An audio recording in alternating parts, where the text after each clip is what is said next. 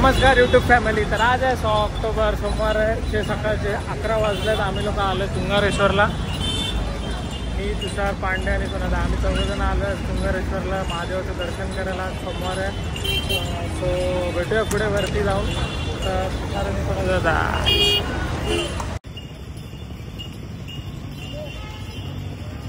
So hello guys, आम्ही लोक आता हायवे करून आलो आहे आतमध्ये. आता ऑफरोड चालू झालं आहे प्रॉपर.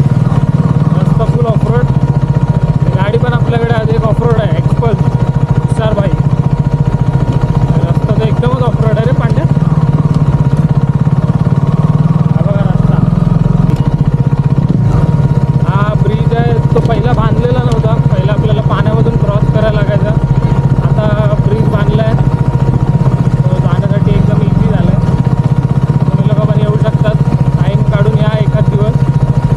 फ्री असतं बाईकवरती न्यायला.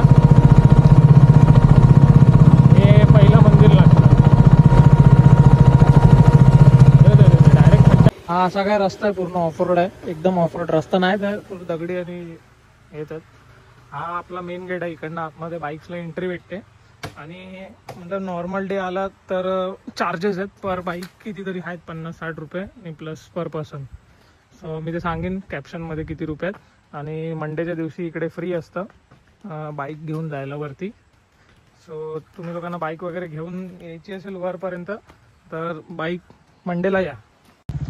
आपण खूप नशीबवान आहे. वसई विरार जे इकडे राहतो आपण वसई विरार नालाचे परवले एवढं जवळ आहे आपल्या तुंगारेश्वर. हे बघा इकडे प्राईज आहे नॉर्मल डेसाठी मंडे सोडून.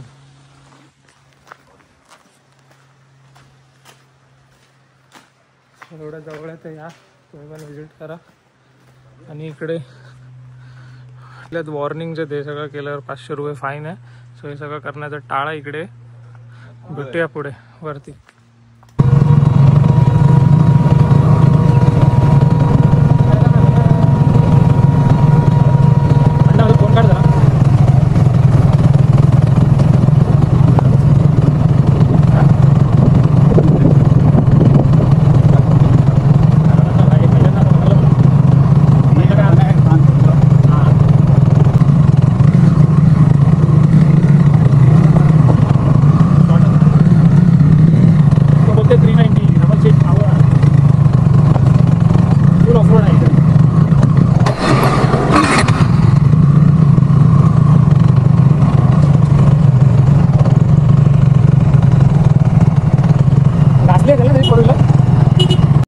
हे खालून 5 मिनटं वर चढल्यावर 5 मिनटात हे पहिलं मंदिर लागतं. इकडे शेषनाग मंदिर आहे. त्याच्यासमोर इकडे स्टॉल वगैरे पण आहे खाण्यासाठी, पाणी वगैरे पिण्यासाठी.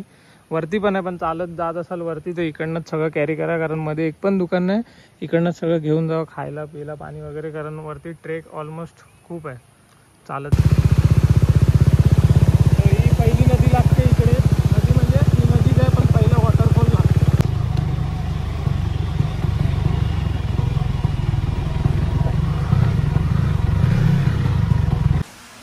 सो फुल ऑफरोड करून आल्यानंतर हा पहिला एक ब्रिज आहे वरती.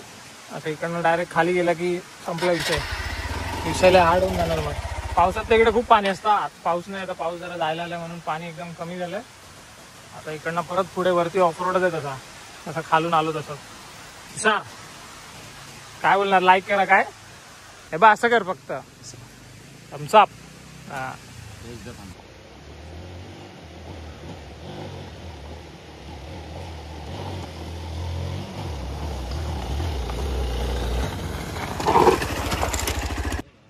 सो हा इकडनं खालून रस्ता आहे. खालून आम्ही लोक आलो. आता इकडे दुकान आहे. इकडे वॉशरूम वगैरे आहेत. इकडे हा आपला इकडनं मेन गेट आहे. आणि इकडे पार्किंगसाठी जागा आहे. इकडे पण पार्किंग आहे. तिकडे पण पार्किंग आहे. पूर्ण पार्किंग इकडे पॅक असते. आणि हा आहे मेन गेट.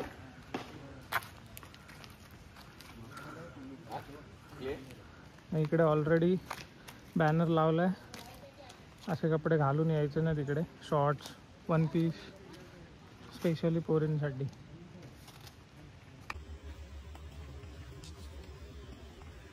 वेदर एकदम मस्त झालंय. ऊन पण गेलंय आणि पावसाचं वातावरण झालंय. असं मस्त ग्रीनरी आहे पूर्ण पुढे.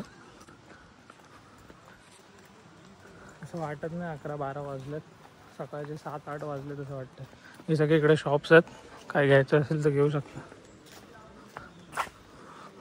आणि इकडे गार्डन आहे लहान पोरांसाठी खेळायचं. इकडे मूर्ती वगैरे भेटू शकते, इकडे खायला वगैरे नाश्ता वगैरे करण्यासाठी इकडे आहे. वरती आल्यावर खायला वगैरे आहे सगळं, पण चालत येणार असेल तर खालचा जो शॉप दाखवला तिकडनंच तुम्हाला घ्यावं लागेल, कारण अर्धा तास चालत यायला तरी लागतं ऑलमोस्ट वरती येईपर्यंत. सो काय ते खालीच घ्या, वरती येतं तर मजबूत दम लागेल. हे आपलं पहिलं देवीचं मंदिर लागतं.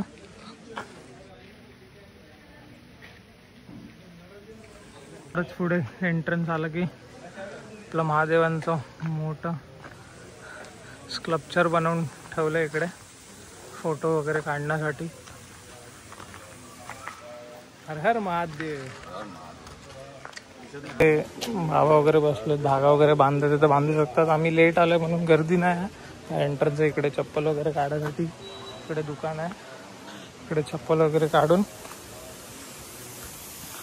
इकडे हातपाय धुवायसाठी नळ वगैरे आहेत. तिकडे पियाचं पाणी पण आहे, वॉशरूम वगैरे पण आहेत. सो मंदिरात जायच्या आधी हातपाय वगैरे धुवून घ्या, त्याच्यानंतरच आतमध्ये जावं पवित्र होऊन. असंच जाऊ नका. काय काय वाटतं एकदम ग्रीनरी, असं वाटतं कुठे आलो नाही कुठे नाही. मी ऑलमोस्ट खूप महिन्यानंतर आलो, मला वाटतं महाशिवरात्री नंतर मी आज आलो. गर्दी नाही आहे, मस्त. हे वरती पण एक मंदिर आहे, आम्ही गेलो तर दाखवू वरती.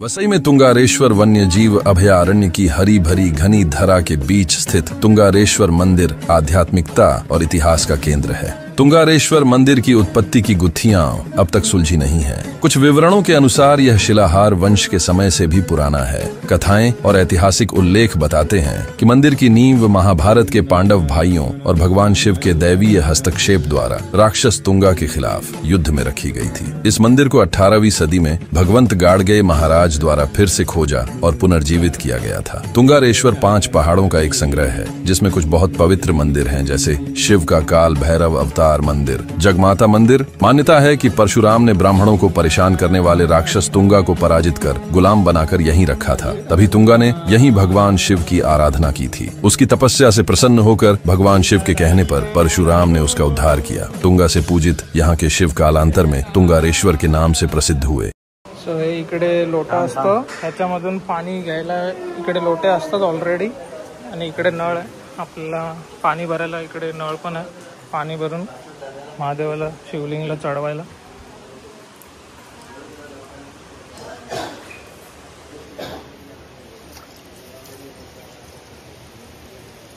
आता जल भरलंय, आता शिवलिंगवर आपण अर्पण करू पाणी. जल जे घेतलंय ते कृष्णाय कृष्ण भक्ताय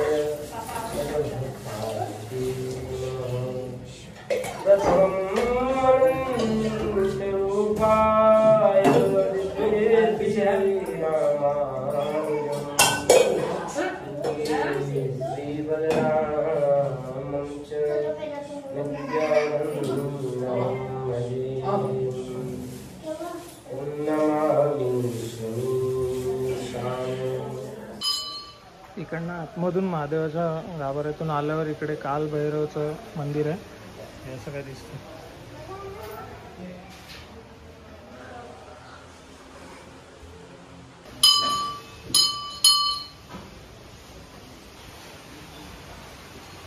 तो आता टिक्कावाले भैया आपल्याला स्टोरी सांगणार आहेत. आपलं तुंगारेश्वर महाराजचं जे मंदिर आहे इकडे, त्याच्याबद्दल थोडंसं. परशुराम भगवान की नगरी है। एक तुंगा नाम का राक्षस था, उसको परशुराम भगवान ने मारा था। और ऊपर माता जी का मंदिर है, उसके बाजू में गौमुख है, पानी आता है बाहर उड़ना अपने आप। तो ये परशुराम भगवान की नगरी है। थैंक यू, धन्यवाद आपने जानकारी बताने के लिए. आणि हा इकडे आंघोळ करतात श्रावण महिन्यामध्ये सगळेजण इकडे गर्दी असते महाशिवरात्रीच्या टायमाला, किंवा श्रावण महिन्यामध्ये सगळे आंघोळ करत असतात. इकडे पण पाणी ऑलमोस्ट चालू असतं, फक्त मे मध्ये वगैरे थोडंसं कमी होतं.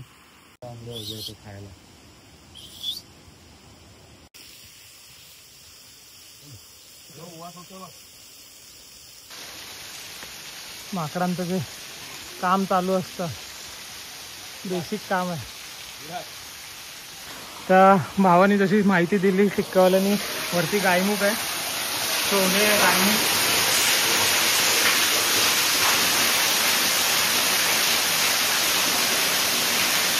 इकडे 12 महिने पाणी चालू असतं. वर्षाचे 12 महिने चालू असतं, कंटिन्यू पाणी चालू असतं.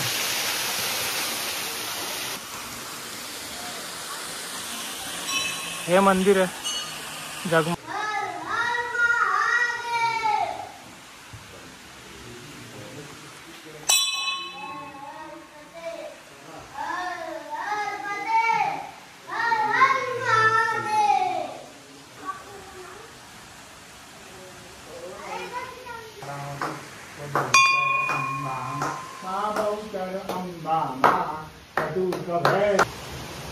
सगळे मंदिर झाले वरती. आता हे महादेवचं मंदिर, त्याच्या समोर हनुमानाचं मंदिर आहे. मग काय आहे, बजरंगबली.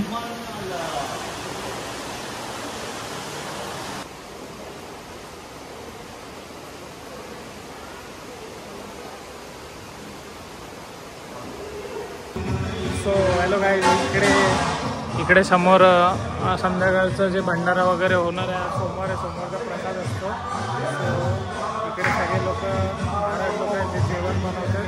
आणि इकडे आता ती तयारी चालू आहे, संध्याकाळी जेवण असणार आहे महाप्रसाद सोमवारचा. सो लोकप्रिय संध्याकाळचं इकडे महाप्रसादाचं लाभ मस्त असतं. जनरली टेस्ट एकदम भारी असते आणि हे इकडे बनवतात सगळं. सो बघूया आपण पुढे जाऊन. इकडे खीर बनवतात, हे इकडे भाजी कटिंग करतायत. हे सगळे सामान आहे. संध्याकाळी डाळ, भात, पुरी, भाजी, खीर वगैरे सगळं असणार आहे मेन्यूमध्ये.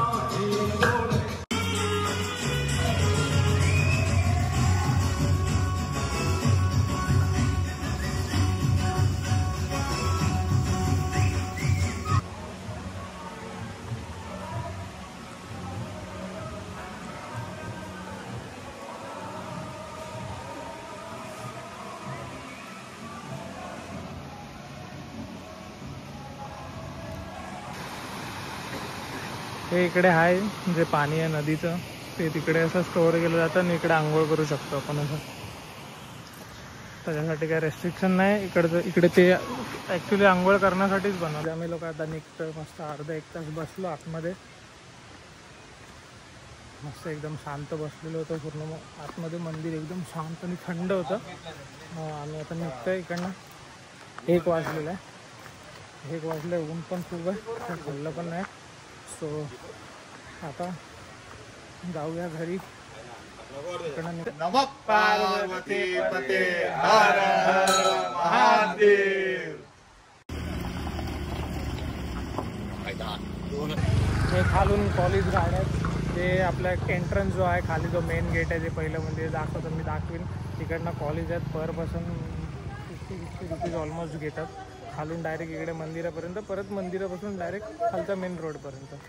सो ही एक सुविधा आहे. तुम्ही जर पब्लिक ट्रान्सपोर्टने येत असाल तर इकडे कॉलेज आहेत जे वरती जायला. नाही तर तुमच्या पर्सनल बाईक घेऊन येतात, जसं आम्ही आमची बाईक घेऊन आलो.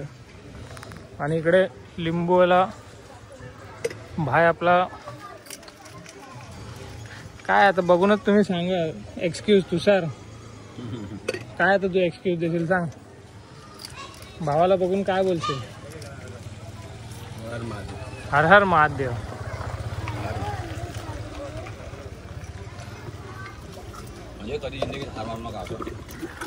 भाईनी काय बोलू, शब्दच नाही. मस्त टेस्ट आहे. तुम्ही लोक पण याल तर इकडे विजिट करा. गेटच्या समोरच आहे.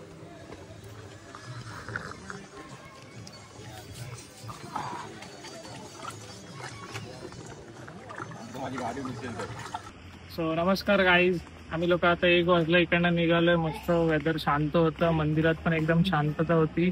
तिकडे बसून थोडंसं जप केलं महादेवांचा आणि आता आम्ही लोक निघतोय घरी जायला. सो तुम्ही पण टाइम काढा आणि लवकरात लवकर तुंगारेश्वरला व्हिजिट करा. आता मस्त ग्रीनरी आहे, थंडीमध्ये मस्त असतं.